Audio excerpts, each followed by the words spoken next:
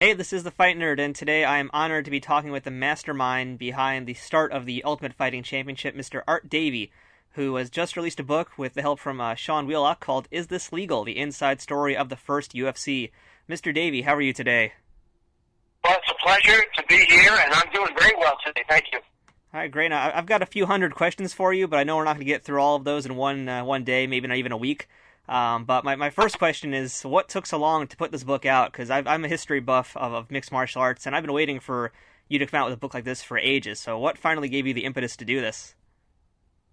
You know, I've been talking to a number of people over the years, and being busy all during that intervening time, the book kept getting put on the back burner. But a couple of years ago, Sean Wheelock called me, and we had only talked briefly prior to that, and out of those conversations, we became friends, and Sean was very passionate about wanting to do this book.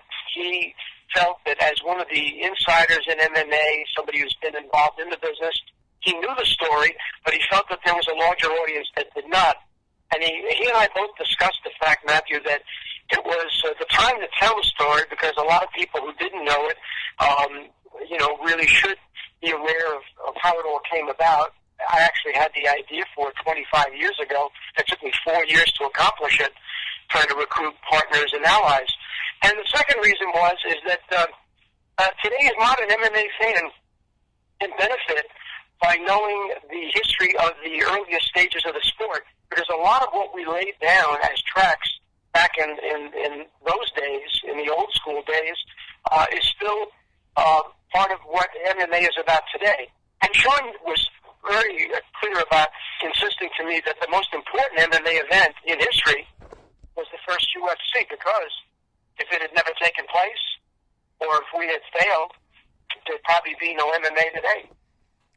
It's very true. Now, I got to say also, before we get too deep into this, I read the book, I did my review of it, so you guys can check it out on the website. I legitimately love this book, and I learned a ton of stuff that I never knew about. And I thought I knew everything about the first UFCs, but I learned a ton of stuff. So I'm going to try and keep spoilers here down to a minimum, because I want all the listeners to definitely pick up this book. But let's just start at the beginning, though, of this whole thing, and let's talk about your fascination with the concept of different martial arts styles fighting each other. And you mentioned that idea has been in your head for the last 25 years. So talk about the whole process that got you from the start to this idea to ultimately, creating the UFC. Well, for me, in a way, it started when I was training for the Golden Gloves as a teenager back in the 60s. And I was taken down to the sand on a beach by a friend of mine brought a wrestler around, and I got taken down in a double leg takedown. And we were sparring, and we got talking about whether or not Bruce Lee could have beaten Muhammad Ali or could have beaten a wrestler. And before you know it, I was throwing a few jabs, and I missed with a hook, and I'm on my back on the sand, and I got this guy on top of me. So that put a bug in my head early on. And then when I was in the Marines in the late 60s, I had enlisted in 66, and by 69 I was in Vietnam, in Da Nang, and we would sit around and talk as Marines sometimes about, could a wrestler beat a boxer? It was one of those eternal sports questions, and when you got a bunch of young guys together, they would kick around. So this was an idea that, given my own experience, I could never quite shake. So years later, as a civilian, I'm working for an ad agency, and my boss has a client that he wants to bring me to a meeting, and he wants me to come up with some ideas for them, and they're out of the box. And out of that meeting, I came back to them with the idea for the world's best fighter, a 16-man tournament that would be featured on pay-per-view and would have all the martial arts involved, everything from Aikido to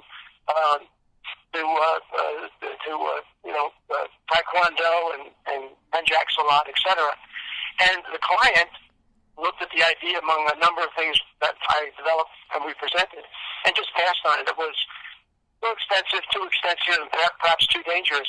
But I was now in love with the idea, and I decided to leave the agency and go to work for another agency. I had gotten an offer from my recruiter, and I asked the boss at my old company if I could take this creative concept, this copy platform with me, and he said, absolutely. He said, that's fine.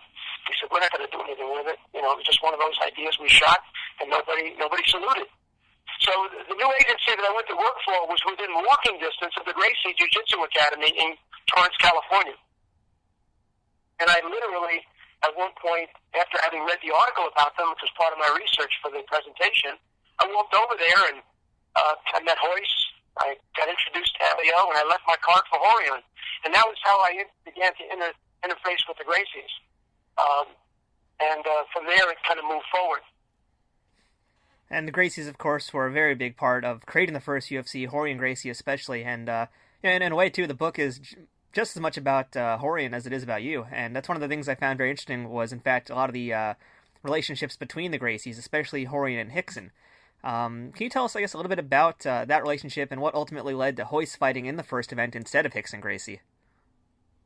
You know, when in chapter 4 of the book, Is This Legal? The Gracie Challenge, I talk about the fact that Rorion had, through the article in Playboy, announced that he had this Gracie challenge, a $100,000 challenge, and they were willing to fight anyone, willing to compete with anyone. And my own research indicated that the history of these mixed matches between two martial artists overwhelmingly didn't take place. And if they did, they wound up being not what we expected. Witness Muhammad Ali versus Antonio Inoki, or Gene Liddell versus Milo Savage. So I realized that you needed to set the money, you needed to set the rules, because those are the two things they'd argue about. You got two martial artists together. It was like asking two dogs to argue about how a steak would be divided. It never worked. So when I came to Rorion and began talking about the world's best fighter, I could tell he was very much focused on his Gracie challenge and his new school and the seminars and his video business.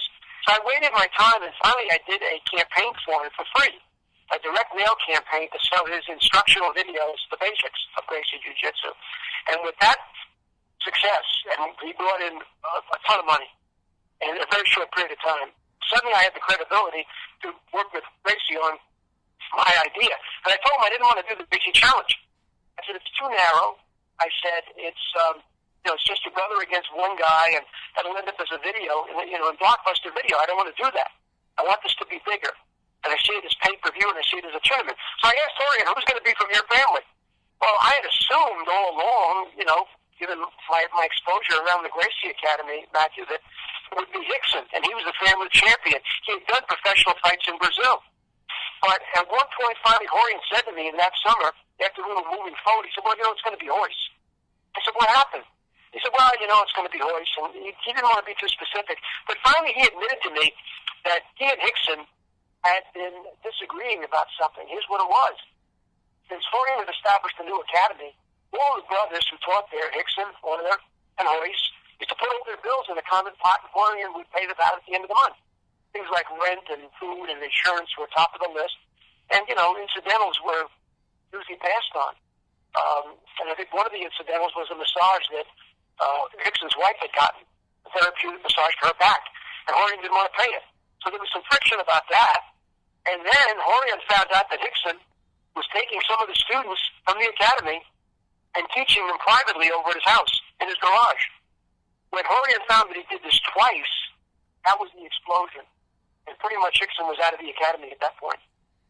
When Rickson finally agreed to be the coach for Royce in UFC 1, he was doing it probably really for Royce, who he loved, and it wasn't a threat to him in any way, because the rivalry with his brother, who was kind of a leader in America of the Gracie system, Elio's system, was in a way kind of unspoken contest between Rickson and Rorion. Rorion was the one who had mastered English, opened up the school, was the one most conversant and successful in America, but Rickson was the family champion.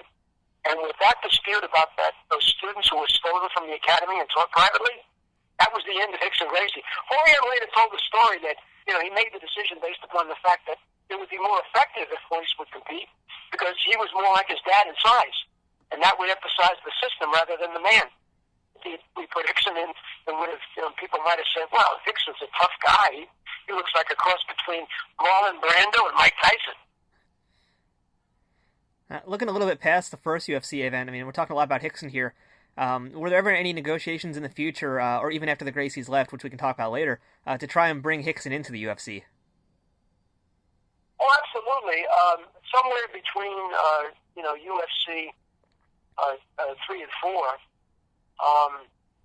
there was talk about, I was starting to bring wrestlers in. I wanted to bring in the Jiu-jitsuans from Brazil who were not part of the Gracie line, and I knew that was not a happy thing for Rorion. But he stayed out of he not interfered at all with my booking and matchmaking. But he knew I was starting to bring in wrestlers. And I wanted to bring in guys like Mark Schultz. I wanted to bring in Coleman and later on Couture. So there was some talk about, well, maybe we ought to get Rickson. And I had seen a video of Rickson rolling with Mark Schultz at Pedro Sauer's gym in Salt Lake City. And it had taken Rickson 30 minutes to get Mark's arm. So, while the wrestlers didn't have much skill at submission, they could certainly compete in terms of being able to control the mat and control someone on the mat. And if they picked up a few submissions or some counters to those things, they were going to be formidable. So it was talk about bringing in Rickson. I actually went out to dinner with Rickson over at the Brazilian restaurant over on Cabrillo in Torrance, and he and I talked about it. Rickson was very non-committal, very low-key. I couldn't get him to say anything.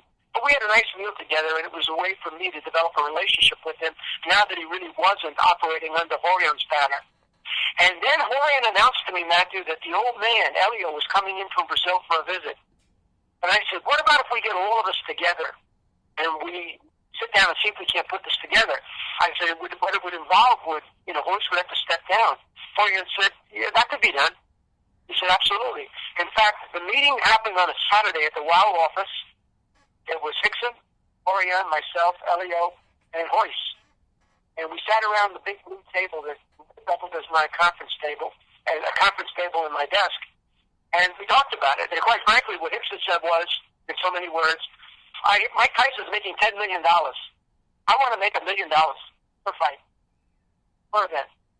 And we said to him, no one's making that kind of money in MMA right now in UFC. It's not happening. He said, well, you and Rorion are making a lot of money. I said, well, we're not making that kind of money, So the old man finally spoke up, and basically he made a speech that caused Rickson to say his goodbyes pretty quickly. The speech was, when I fought in Brazil, my brothers and I, we didn't do it for the money. We did it to show the world, showcase our art, to show what we were proud of, to defend our art in the marketplace. In fact, he had once placed an ad in a Brazilian newspaper, if you want a broken arm, call Rorion Gracie. So when the old man made that speech, Rickson nodded to everybody, looked at me, didn't look at Rorion, and left. That was the end of Rickson Gracie. He never came to the UFC, ever. Wow. And I think it was around a little bit later after that event, because you mentioned that was around UFC 3 or 4. I think UFC 5 was the last UFC that the Gracies were involved in. Can you explain what happened with that relationship and why they ended up leaving the UFC? Well, first of all, UFC 3, 4, and 5 were very successful. In fact, 5, we did almost 300,000 subscribers. This was when the universe of homes wired for pay-per-view was only about 20 million homes. Today it's over 100 million. So we were doing incredible numbers with not the sort of advertising budget that Sufa has today. So with that success, also we were attracting a lot of attention from politicians and from the media. Senator McCain had come out of the woodwork, and he was calling this human cockfighting. The New York Times published an editorial in which they claimed it was barbaric. And by UFC 5, Matthew, we were having to hire civil and criminal attorneys to run the event. The police had showed up at one point and had said to Steve Jenham, who's a sworn officer with the Omaha Police Department, that if you compete in that event, on Friday night, which was UFC 5, it was at the Independence Arena in Charlotte, he said, there's a good chance we could arrest you for assault and battery.